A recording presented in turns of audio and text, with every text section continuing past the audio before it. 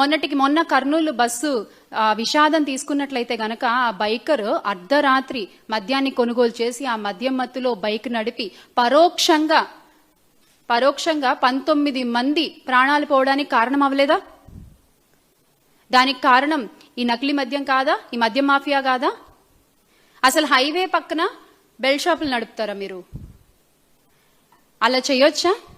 మీకు బాధ్యత లేదా ప్రజల ప్రాణాల పట్ల? ముఖ్యంగా ఈ బెల్ట్ షాపులపై మాకు కొన్ని ప్రశ్నలున్నాయి.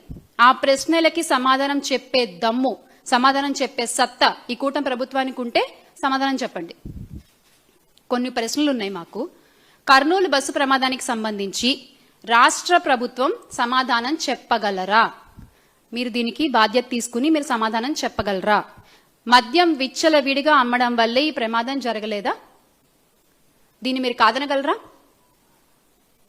అలాగే మీ విచ్చలవిడి విక్రయాల వల్ల, హైవేల్లో మద్యం అమ్మడం వల్ల ఈ ప్రమాదం జరిగింది. ఇది రాష్ట్ర ప్రభుత్వం బాధ్యతారాహిత్యం కాదా?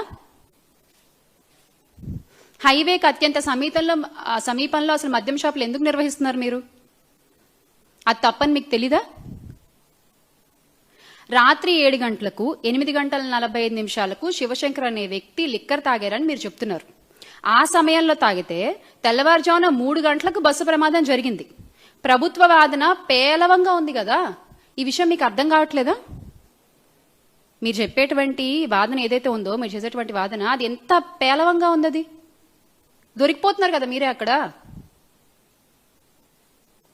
లక్ష్మీపురంలో బెల్ట్ షాప్ నిర్వహిస్తున్న మాట వాస్తవం కాదా? బెల్ట్ షాప్ నిర్వహిస్తున్న వ్యక్తి తన ఇంటి సీసీ కెమెరా కూడా పెట్టారు. మరి ఎందుకు మీరు ఆ ఫుటేజ్ బయట పెట్టట్లేదు? ఎందుకు ఆ వ్యక్తిని మీరు విచారించట్లేదు?